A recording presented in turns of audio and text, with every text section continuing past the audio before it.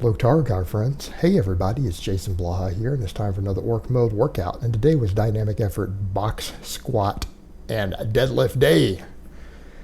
Whew, a lot of workload done today. I'm definitely feeling it, and I still have to do glute ham raises and abs and everything later, but I'm taking a breather before I do that. I'm gonna get this video done, and then I'll go do that stuff. But good workout, man. I mean, I really was feeling it.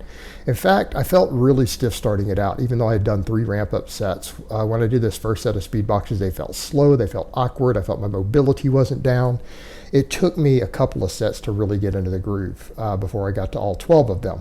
But what I will say, by around set 8 to set 9, I was really feeling it in my quads, which is interesting because, you know, we normally think of box squats as being slightly less quad dominant than other forms of back squatting, right?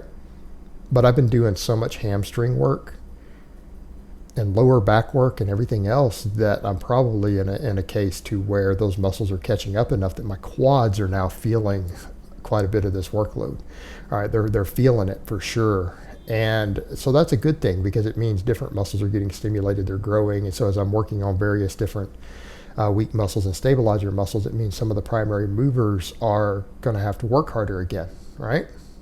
As we continue to increase workloads, because my weight is slowly going up even on these speed boxes.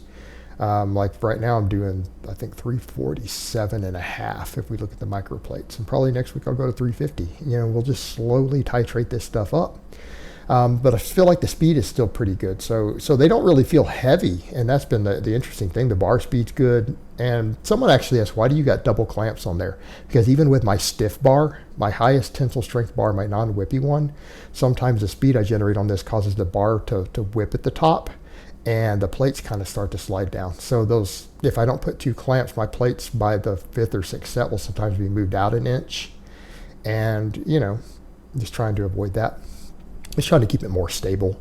But yeah, the speed boxes are coming along. And we'll I consider eventually doing bands on these, maybe. Like I said, I have the stuff to do it. But definitely felt my quads. And actually, before I even did my sumo pulls, I went and ran the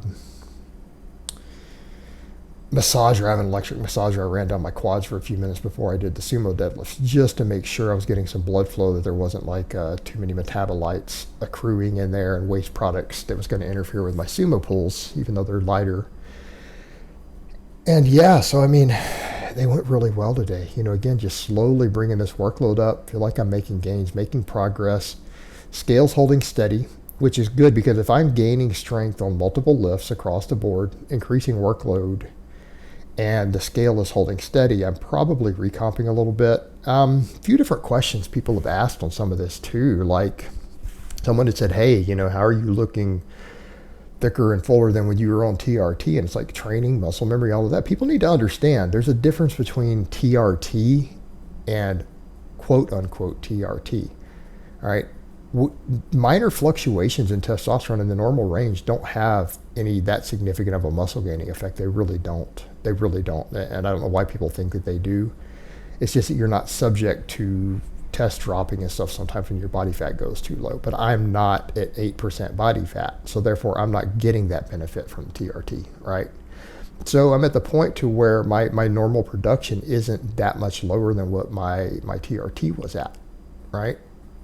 And so proper training actually is a lot more valuable than having normalized testosterone. It really is.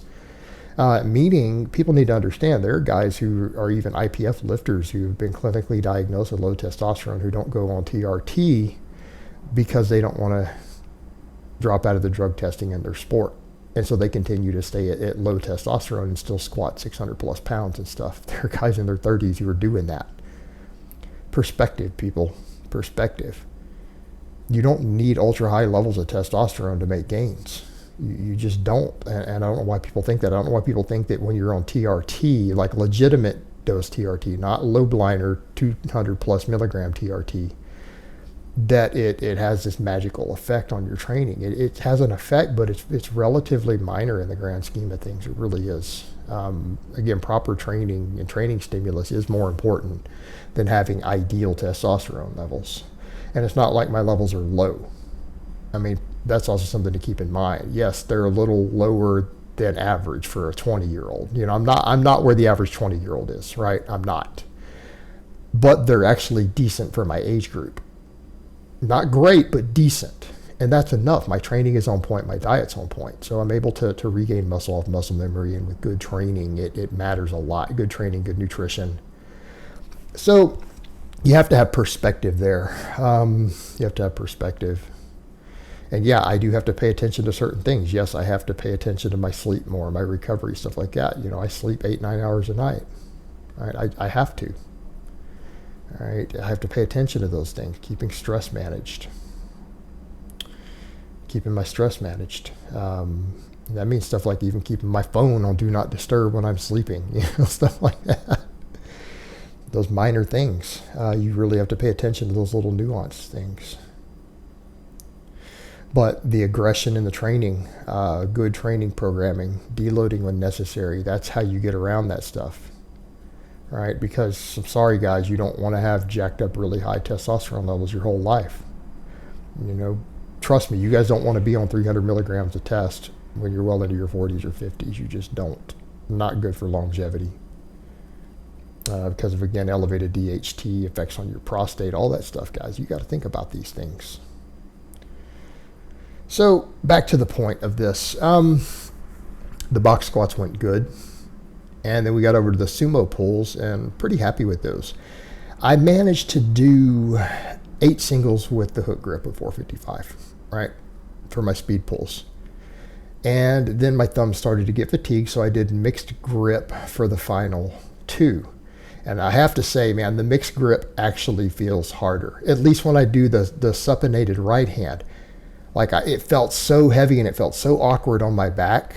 And it's really funny because I've gotten so used to hook grip now that I used to do only mixed grip. And I used to only mixed grip with the right hand supinated because of that old injury in the left arm.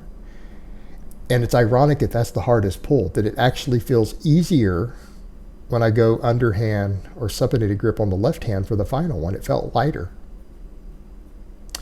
So it's kind of funny how that works. And so, yeah, that's what I'm doing on the speed work because it's not heavy and I'm not worried about tearing a bicep or anything like that. And it's a minor part of my training just so that I don't have to use straps when the thumbs start to fatigue or the thumbs start to really hurt. I'll go ahead and go to mixed grip for however many sets I have to do, which wasn't bad. It was only 2 sets today. I did 1 rep with a right hand under and then 1 rep with the left hand under. But we got 8 pulls. 8 pulls with the hook grip with 455. So it's not bad. It's not bad. I feel good about that because when we pull 525 with a hook grip earlier this week on Monday, right? So the hook grip is coming along. I feel like I'm going to reach that goal. What's my goal? A meet legal deadlift with a hook grip of at least 600 pounds, right? 600 pounds. I feel like that's going to be within reach. You know, that feels obtainable to me now at this point. Feels obtainable. It's going to take a lot of work. It's going to take a lot of grip training, a lot of hook grip work. But I can get there. And then people say stuff like, oh man, well, what happens when you get there? Then what? It's like, well, then we can go for 610. Isn't that how this works, guys? We set these goals. We set short-term and long-term goals. But it doesn't mean that's it. Oh, once we reach that goal, we're done. Training is a journey, guys. This is a lifelong journey. It's a lifelong journey. It's about the long game. And a lot of the kids need to learn that. They need to get over this idea of this short-term gratification with everything, guys. This is a lifelong journey. Speaking of the lifelong journey, I went ahead and did even my good mornings with no shirt and no belt on. And I feel like I need to start calling out YouTubers because here's the thing.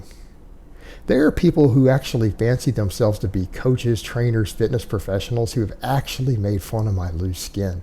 And it's like, do your clients and the people who follow you who are overweight know that you make fun of people for losing 100 pounds of body fat, that you think that you want to make fun of them for the after effects? I mean, here's what I'm going to say on that. If you want to be a personal trainer or a coach or a fitness professional, and You actually want to mock people for having loose skin for losing 100 pounds, who are themselves athletes, who are probably stronger than you, by the way, too, in my case. Like, cause who Igor over at Vitruvian Physique actually made fun of me. He's a weak pussy on the squat and the deadlift. And he actually had the audacity to make fun of my loose skin as a fitness professional.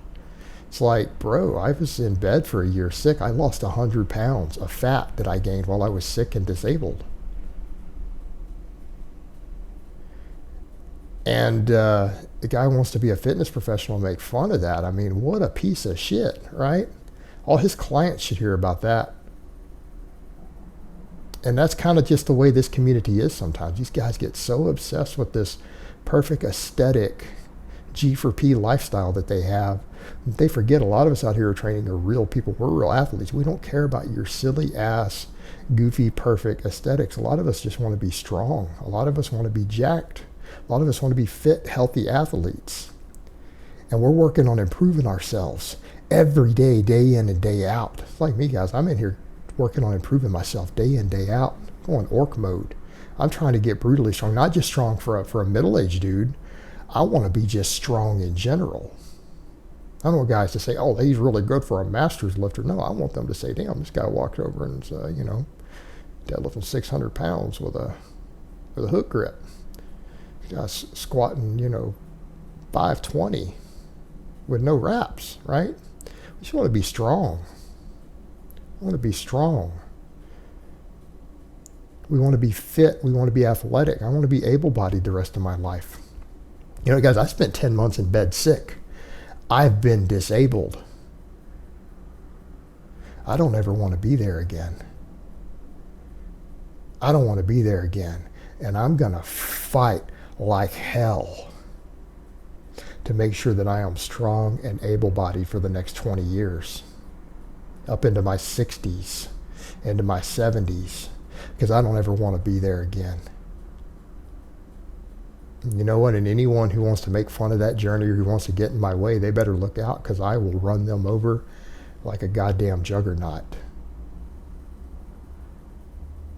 Especially guys who are like squatting 400 pounds and actually want to make fun of my journey. Like, oh God, weak ass pussies. Maybe they need to worry about getting strong and quit worrying about those of us who've lost 100 pounds of body fat. Like, you accomplish something like that. You go lose 100 pounds of body fat, then getting invited to a world championship in powerlifting. Until you do that, you probably need to shut up and get out of the way. And yeah, there you go. I got some loose skin and still some fat on my lower back, all clinging to that loose skin. But you know what? I just dropped a 40-pound cut this last year. That's another 15 pounds right there. Right, that's at most 15 pounds of fat loss, maybe 20, and that'll tighten up. I'll sort it out. And you know what? Since I'm going to be doing a lot of the shirtless training, you guys can watch the journey. You can see it happen over time in real time. But I'm going to keep training. I'm going to keep doing my thing. And, those who don't like it, that's your problem. It's not mine. See, I'm not ashamed of my progress, right? I've come a hell of a long way. And I'm not done yet. And for those of you who are following, you're not done yet either. Right? We're not perfect. None of us are perfect. We don't have perfect bodies. We don't have perfect athleticism, perfect strength. But we can keep doing better. And it's all about the journey. It's about getting up and being better every day than you were the day before. And that's what it's all about. That's what counts. All right, guys, but that's really all I have to say on that today. I hope it's been informative, and I will talk to you guys next time.